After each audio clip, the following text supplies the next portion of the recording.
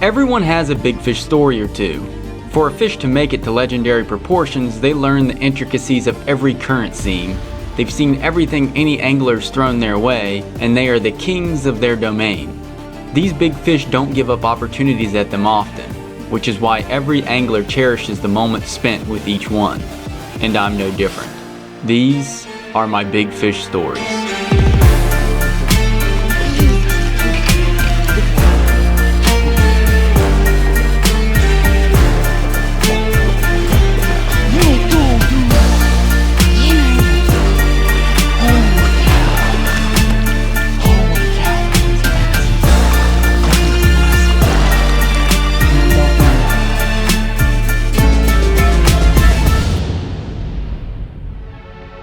It's hard to describe to some people why a 12-inch native brook trout is impressive. I think I sound like a broken record when I say that usually a brookie fishing trip is as much about the location as it is the fish.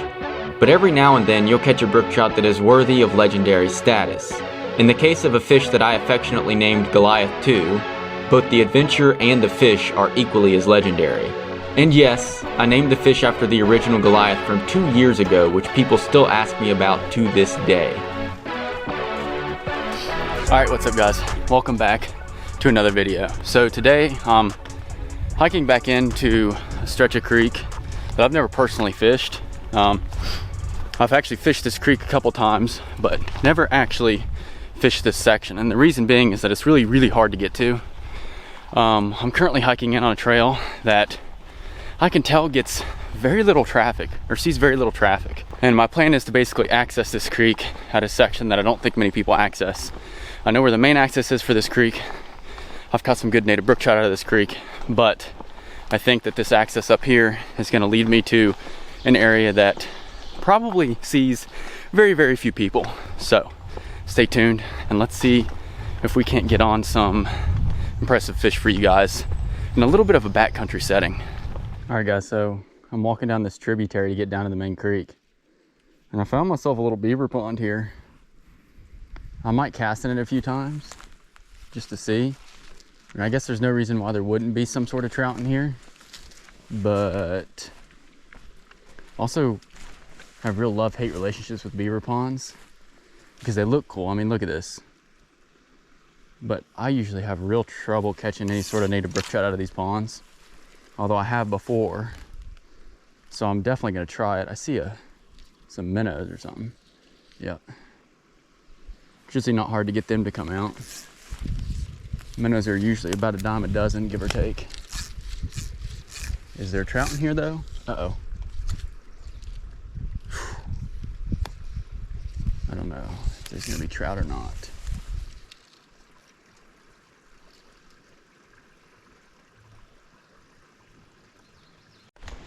All right, well, per usual, as cool as this pond looks, the only thing I see in here is a bunch of minnows.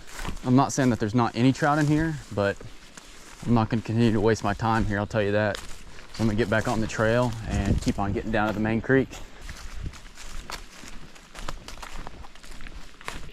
Well guys, here's another big old beaver pond. I'm not going to go down and fish it, at least not right now, because I still got a ways to hike. But the further down I go in this tributary and the more beaver ponds I see, like the lower the beaver pond, the more likely there is to be fish. Because essentially these beaver ponds, the fish can't really get into them. So the fish have to be in the creek when the pond is built. And some of these are beautiful, but I can only fish so much in a day. And if I don't keep hiking down here, I'll never make it to the stinking creek. All right guys, so I can see a brook trout real close to this bank here on the left side. I washed it for a second and I think I can catch it if I can get the cast in there. So I'm essentially going to try it. There's a bigger fish in the hole, but oop, he just denied a real fly, so that's not a good sign. But he might not deny this because it's a little bit bigger.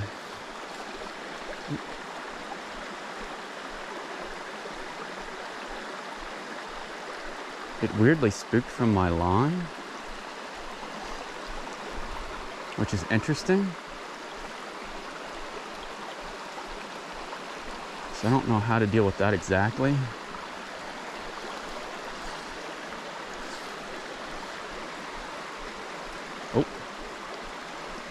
Oh, you might eat it. I think I just got my first denial. I'm gonna try a different fly here.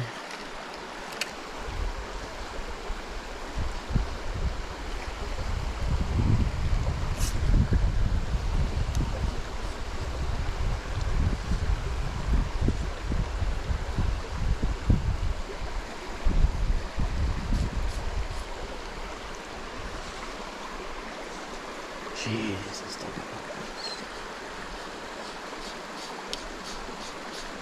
I'm gonna put on a nymph. One last cast here and I'm putting on a nymph.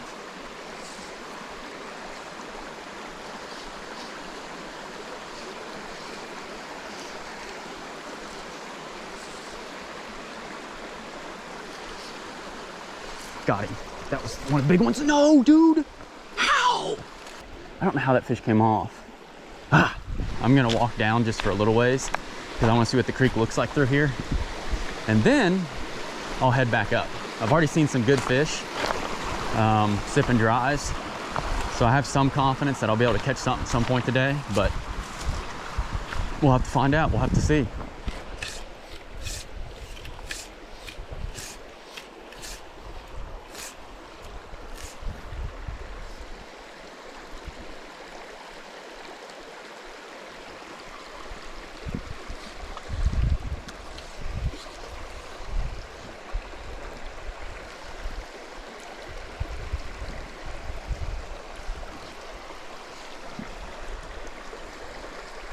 Yep. Oh, I got in a stick. I've got a fish, a stick. How in the heck? Oh, there goes the stick. The fish is still hooked somehow. This is awkward. How in the crap did I do that? Well, that's not a very big fish, so at least I don't have to feel bad about it. I'm surprised the fish stayed hooked, to be honest with you. Wow, he's got some colors on him for such a little fella. Thanks, buddy. That's a new one. You don't usually catch a stick and a fish in the same cast.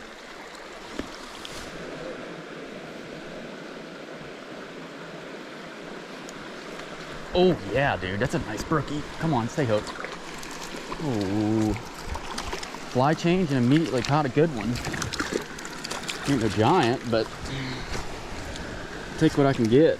Show this fish off, relax. It's probably, what, 6 inches, maybe 8 inches. Look at his tail. Something took a knock out of that tail. Well, thanks, buddy. What a king, dude. That's sweet. I knew there had to be one in this hole. Had to switch flies to get him to eat, though. Did not want the caddis, but he wants a little parachute Adams. Silly, silly fish.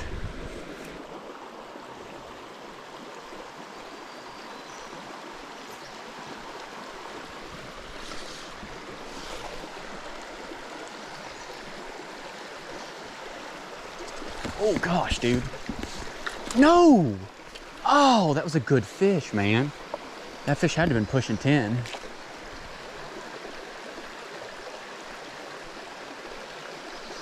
I can't believe it didn't get, like, I thought I had him dead to rights.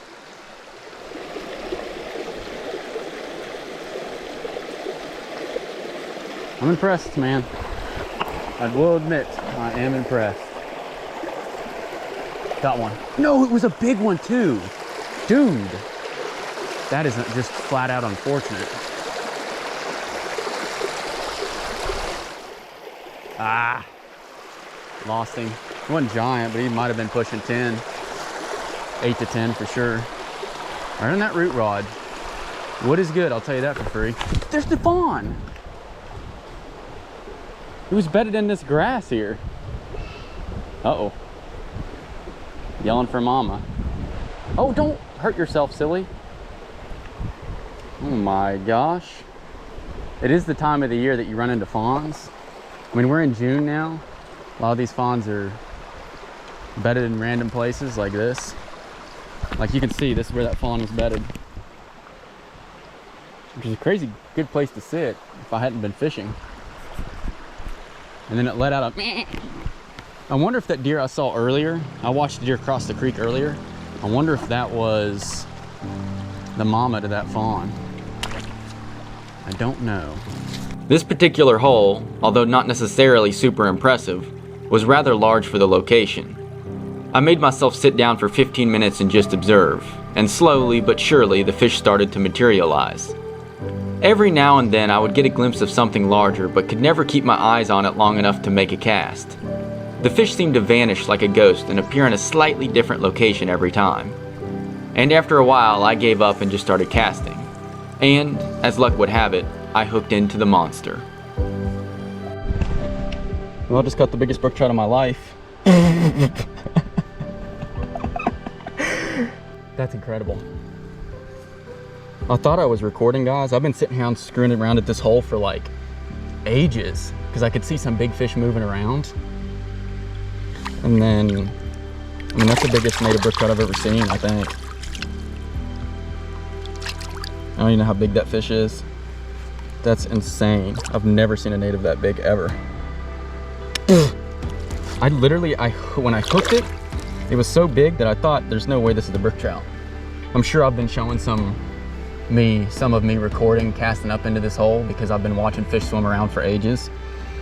And I'm like, I mean, I don't know how big that fish is. It gotta be 14-ish. I don't know. All right, guys. I'm gonna try to show off this fish for a second. Relax, buddy. This is for sure my biggest native ever. It's got to be. We're right up there with it. I mean, look how big that thing is. Jesus, dude. It's got to be pushing 14. I don't even know how I'm gonna measure it because I don't really have a measuring tape. But look how thick across his back that thing is. Good God almighty. Well, guys, that is almost certainly the biggest native brook trout I've caught, and I don't know if it's gonna pass up that, like, if it's gonna hit the 14-inch mark or not. I will when I'm editing this, so I'll flash up the actual measurement here. But that was just an incredibly large native, and I was sitting here watching this hole for a really, really long time. And I saw a couple good fish swimming around. I got glimpses of some good fish, but I never actually could like peg one down. And I essentially sat here, I'm not kidding you, I've been here for almost an hour at this hole, throwing dry flies and everything like that, and I essentially just gave up and put on a really long dropper and just dropped a nymph way down in the bottom of that deep hole. And it literally went down. I watched the dropper go under and set the hook, and the fish starts fighting. I thought I was recording, so I didn't even try to record, and then I hit the net and I looked down, I was like, oh, I'm not even recording, which sucks, but at the same time, it's like dang near a native brook trout of a lifetime, so I'm not gonna complain too much about it. I may actually try a few more casts in here, but I don't expect to catch anything that big, and then I'm gonna keep fishing up and see if I can't catch a few more fish. I'm kind of in shock. I don't know if you can tell, but I'm legitimately kind of in shock. Man, you don't get to see fish like that every day, that's for sure. I still feel lucky to have caught that fish. For whatever reason that day my hookup ratio was garbage, and it seemed like Goliath 2 was the only real success story of the day. I hiked a total of 10 miles essentially to catch that fish, which it was worth it. But to pretend like I wasn't struggling on the hike out would be a lie. I hope you all enjoyed the story, and as always, thanks for watching.